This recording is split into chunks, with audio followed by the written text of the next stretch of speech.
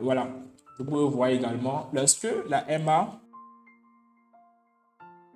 Alors, bonjour à tous, j'espère que vous allez tous bien. Nous allons commencer maintenant. Nous allons tout d'abord commencer par voilà, définir ce qu'est une moyenne mobile et essayer de comprendre les fonctionnalités d'une moyenne mobile. Donc, la moyenne mobile est un indicateur qui nous permet généralement de connaître la valeur moyenne du prix sur une période donnée. Donc ça, en connaissant la valeur moyenne du prix, la valeur du prix sur une période donnée, ça nous permet généralement de connaître la tendance du marché, d'anticiper sur des niveaux de retournement, d'accord? Et j'espère que, et je sais que par la suite de cette vidéo, vous allez comprendre pourquoi je parle de tendance du marché et anticiper sur des niveaux de retournement. Donc, en parlant de ça, je vous explique un truc assez simple directement. La première fonction d'une moyenne mobile, c'est de nous permettre de connaître la tendance du marché. Donc, je vais commencer avec un exemple assez simple. Supposons on a une moyenne mobile qui est comme ceci, d'accord? Et que voilà, on a le marché qui est comme ça, ensuite comme ça, ensuite comme ça, voilà. Donc, on a un marché qui est comme ça. Et puis, notre moyenne mobile est peut-être la ligne comme ça qui la traverse comme ça. Donc, à chaque fois, lorsque les cours seront, vous allez voir, peut-être qu'on a une moyenne mobile d'une période de 10, d'accord? Une période de 10, supposons là. Donc, vous allez voir qu'il y a deux parties. Il y a une première partie haussière ici et une première partie qui est baissière. Donc, la partie haussière et la partie baissière. Donc, c'est simple, c'est pas un truc, c'est pas une notion assez complexe quand on parle de haussière ou bien baissière. Donc, il y a le haut, il y a le bas. Donc, ici, il y a le haut, il y a le bas. Donc, à chaque fois que les cours seront en bas de la moyenne mobile de cette période 10, donc ça peut varier n'importe quelle période donnée. Donc, à chaque fois, lorsque les cours seront en bas de la moyenne mobile d'une période comme ceci, 10, on va dire qu'on est baissier. Donc, et puis, on va uniquement chercher à prendre la baisse. Et lorsque les cours seront en haut de la moyenne mobile, dans n'importe quelle période donnée, dans cette période donnée, on saura que voilà, on est haussier. Donc, c'est pas, je dirais que c'est pas, voilà, vous allez voir, c'est une notion assez simple pour ceux qui,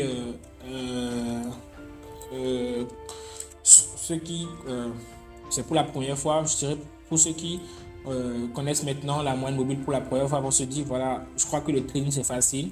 Il suffit juste que je me positionne à chaque fois que les cours, supposons on a une MA qui est comme ça, à chaque fois que les cours seront en haut de la MA, j'entre directement en position et lorsque ça repasse baissier, j'entre directement en baisse. Donc, certaines personnes vont se dire ça.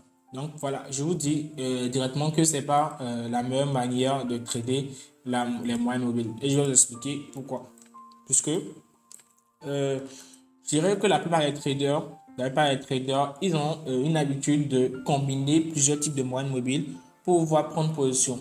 Et je crois que c'est pas la même manière. Ils peuvent utiliser d'abord l'analyse technique, ensuite combiner les moyennes mobiles pour prendre leur position avec des différentes stratégies. Mais la plupart des traders, ils veulent pas chercher à prendre une stratégie donnée et voilà, combiner l'ensemble des moyennes mobiles pour prendre position. Donc, sans plus tarder, maintenant, nous allons commencer.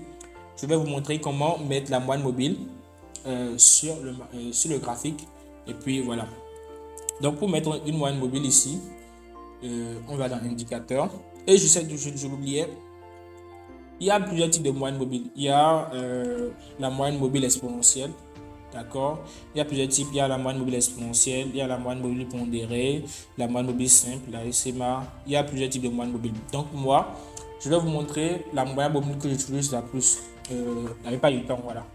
Donc, j'utilise la plupart du temps la moyenne mobile exponentielle. Donc, j'essaie de mettre ça là. Donc, je clique une fois uniquement. Et voilà. Je vois la IMA 9, donc tout ça. Donc là, il y a la moyenne mobile 9 sur une période de 9. Il y a une moyenne mobile sur une période de 9 bougies. Donc, sur une période de 9 bougies, ici, je crois que si vous avez compris simplement ce que j'ai dit, c'est que ici, je crois qu'on est baissier ici. D'accord? On était haussier là. Je vais essayer de mettre. On est baissier ici. D'accord? On est haussier là. On est baissier. On est haussier. on est haussier comme ceci. Et puis, on est baissier ici. Donc, lorsque les cours seront en bas de la MA, on sait qu'on est baissier. Et lorsque les cours seront en haut de la MA, on sait qu'on est haussier. Donc, c'est à vous de construire une stratégie sur tout ça en vous basant sur l'analyse technique pour être profitable. Puisque ça va vous aider, ça va vous donner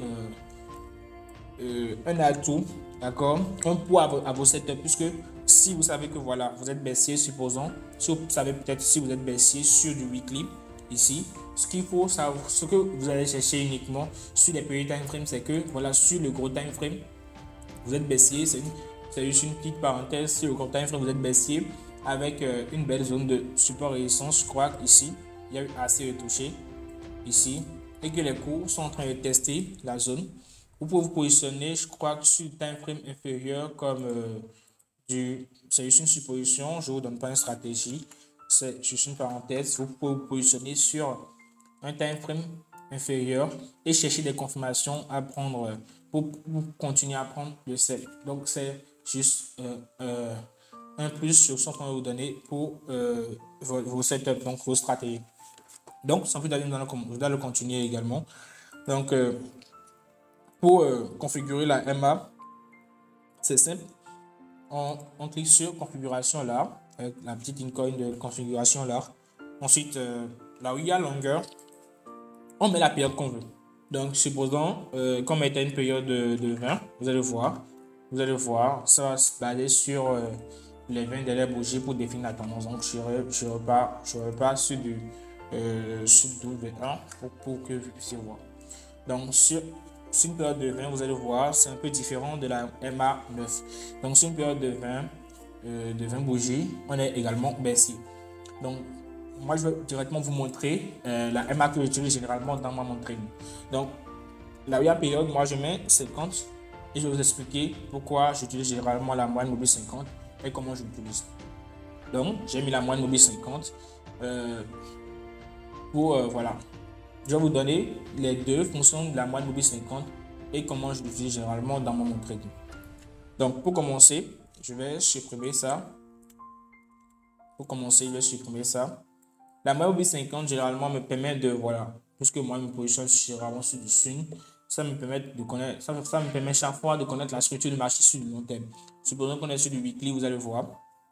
Et lorsque les cours sont passés en bas, comme je l'ai expliqué, lorsque les cours sont passés en bas de cette MA ici, non, les cours sont passés en bas de cette MA ici, la MA 50 ici, je sais que sur du weekly, on est tellement baissier, d'accord, on est tellement baissier et que voilà, sur les petits time frames, je pourrais bouffer tous ces mouvements-là. Donc, ça me permet d'abord de déterminer la tendance de façon simple et claire. Vous voyez. Donc ici également, lorsque les cours étaient haussiers, les cours sont passés en haut de la MA, je savais que voilà, je suis haussier sur du weekly et je peux me positionner sur du long terme sur une hausse. Donc et lorsque les cours vont traverser par le bas, je sais que je change de tendance. Donc on va essayer de backtester pour voir comment les cours changent de tendance et comment on pourra en profiter. Donc je vais faire un petit replay que vous puissiez voir combien de fois vous pouvez être rentable avec votre moyenne mobile. Et je vais vous donner quelques conseils pour être rentable. Voilà. Et on a notre MA, d'accord? On a notre MA 50. Et voilà, on est sur du weekly. Je vous conseille que lorsque vous utilisez la MA 50 et vous êtes sur du weekly, je vous conseille de déterminer la structure du marché, la tendance du marché sur du weekly. Et lorsque vous voulez chercher des confirmations, peut-être des patterns de continuation à la baisse, utilisez les time frames tels que le H4. N'utilisez pas le daily. Utilisez le H4 pour déterminer les patterns de continuation à la baisse. Donc, on commence. Vous pouvez le voir. Vous allez le voir. Voilà. Les cours sont passés baissiers là. Lorsque les cours sont passés baissiers là, vous pouvez commencer par tracer des zones clés, d'accord? Des zones clés dans lesquelles, voilà, il y a eu assez de toucher là, il y a eu assez de toucher là. Les zones clés dans lesquelles le marché, si le marché vient, d'accord, ça peut faire des figures de continuation à la baisse. Donc, des zones clés comme ça, continuation à la baisse sur le H4. Donc, ici, continuation à la baisse sur du H4 et puis hop, continuation à la baisse sur du H4. Donc, c'est un peu comme ça, vous allez commencer par faire votre analyse sur du, quand vous commencez sur du, sur du weekly. Vous tracez directement les zones importantes sur le weekly. Donc, on va continuer pour voir ce que ça va donner. Donc, Nous avons un marché qui continue la baisse comme ça. Continue la baisse. Puis poil dans la zone. Vous voyez ici. Puis poil dans la zone. Ça baisse. Donc, voilà. Puis poil. Ça baisse. Ça baisse. Maintenant, on va checker son renversement pour voir les zones dans lesquelles le marché peut se renverser. Donc, au croisement de la MA vers l'euro, on va se positionner. On va tracer les zones clés pour la continuation haussière. Donc, voilà, ça peut encore casser la MA par l'euro. Donc, on attend que ça casse, que puisse voir. Donc, ça continue, ça continue, ça continue. Donc, on est toujours baissier là pour chercher des confirmations pour prendre la baisse. Donc, on est baissier. À chaque fois, on est baissier. Donc, hop, on attend. Voilà. Donc, pas encore de cassure. Ça va casser ce niveau-là quand même. Donc, pas encore de cassure vers l'euro. Voilà. Vous pouvez voir également, lorsque la MA, voilà, vous pouvez voir ici, lorsque le prix, généralement le prix passe par la MA vers le haut, il passe par vers le bas, et puis ça ne montre pas une structure assez claire, ça nous permet de connaître quand on est dans une tendance de range là, et on va se positionner sur, voilà, sur un achat ou bien une vente. Donc ici, on sait clairement que on va se positionner uniquement en achat lorsque les cours vont passer par le haut comme ça. On va se positionner en vente lorsque les cours vont passer par le bas comme ça. Donc c'est juste un point, d'accord, un point que vous pouvez ajouter à votre vos setups à chaque fois. Donc on attend, on a un range là, on a un marché qui est considéré orange comme ça, on a un range. Donc voilà, le marché, ça a cassé par le bas, on a une zone clé, on a peut-être, je crois, on a une petite zone clé ici. S'il y avait une vraie cassure, voilà, il n'y a pas de vraie cassure, on voit qu'il y a une cassure de mèche, donc c'est pas une assez vraie cassure pour nous, donc on continue notre backtesting, je crois. On va voir un marché qui continue la baisse et tout, voilà. On attend un marché qui va changer de tendance à la hausse, pour qu'on puisse se positionner maintenant uniquement sur une hausse. Donc on attend, voilà, on a réellement une cassure. On va commencer par tracer les zones dans lesquelles le marché peut continuer la hausse. Donc on a une zone là, une zone là, assez touchée. Également une zone là, assez touchée, une zone là, assez touchée, et puis hop, comme ça. Donc à chaque fois sur ces zones-là, sur un time frame de H4, on va chercher des confirmations, des figures de continuation à la hausse, donc des patterns de continuation à la hausse, peut-être des triangles, d'accord, comme ceci, hop, si seulement si on a des confirmations, comme ceci, et puis hop, on va se positionner. Donc c'est un peu comme ça, moi j'utilise généralement la MA50, donc ici, on a un joli de top, on continue, on va voir ce que le marché nous donne comme, voilà, là, on a un marché, ça teste la zone complètement. Voilà, certainement sur H4, il y a une continuation à la hausse. Donc ça a touché la première zone, hop, le marché qui continue. Voilà, continuation du prix vers la hausse, certainement si on a, ça continue, ça a fait un retournement là, et puis ça repasse par le bas. Donc on a un marché qui est repassé baissier ici. D'accord, peut-être vous allez prendre cette position, il n'y a pas de confirmation là, vous n'allez pas prendre position. Donc, on a un marché qui est repassé baissier là. Donc, je vais supprimer ça. On a un marché qui est repassé baissier. On a nos zones là. Je vais commencer par supprimer ça. On a les zones dans lesquelles le marché peut continuer la baisse. Ici également. Ici également. Donc, j'essaie. Voilà, ici également. Donc, j'essaie de vous montrer un peu. Donc, on a, si le marché passe dans ces zones, on se positionne uniquement à la baisse. Avec des confirmations données. Donc, je continue. On va voir ce que le marché donne. Donc voilà, un marché. Voilà, attends, ça continue. Vous voyez, donc vous allez vous positionner également sur une baisse. Vous allez prendre, continuer à prendre cette baisse. Donc à chaque fois que le marché sera en bas, la MA séquence sur du weekly détermine les zones dans lesquelles le marché va continuer la baisse. Et puis hop, lorsque les prix intègrent la zone, chercher des confirmations de continuation baissière sur du 4 heures. Donc c'est juste une stratégie assez simple qui va permettre de gagner assez d'argent sur voilà, les marchés financiers. Donc maintenant je vais vous montrer la deuxième méthode, d'accord? La deuxième méthode, comment utiliser généralement les moyennes mobiles en trading. Donc j'essaie de vous montrer, je vais essayer de supprimer tout ça. Voilà.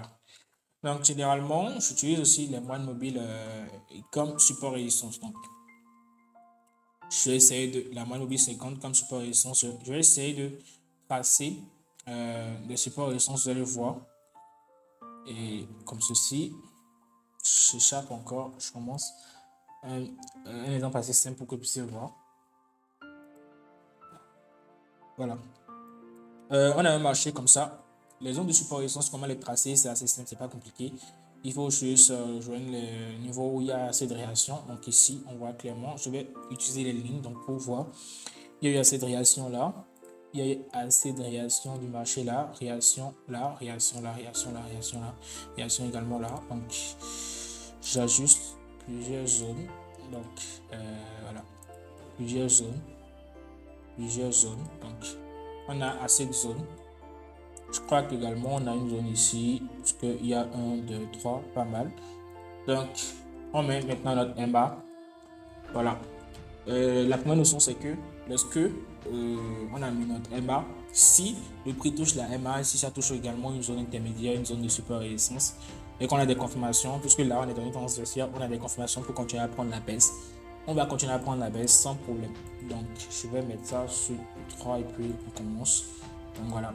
Si ça touche ou si ça casse la MA par l'euro et puis ça vient toucher la zone, donc il y a touché là, d'accord, il y a touché là.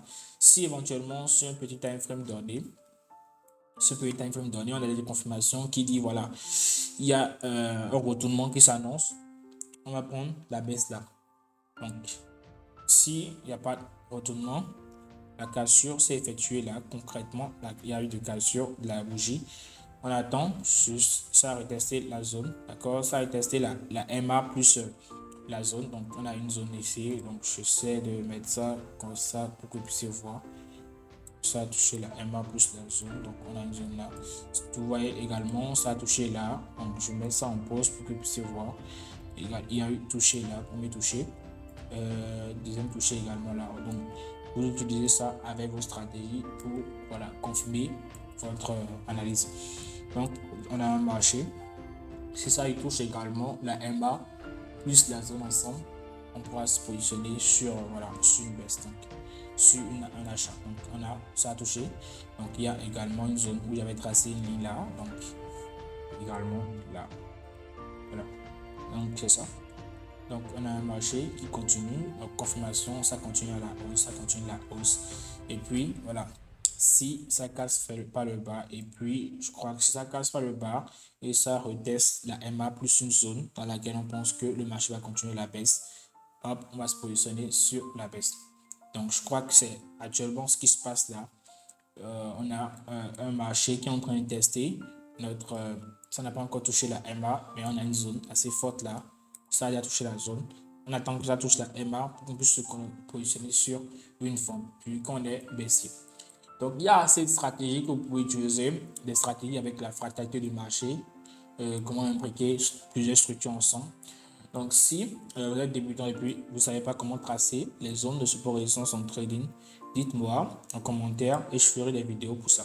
Mais ici, déjà, vous pouvez déjà commencer par utiliser ces stratégies pour confirmer vos analyses. Donc, première chose à faire, déterminer la tendance simplement.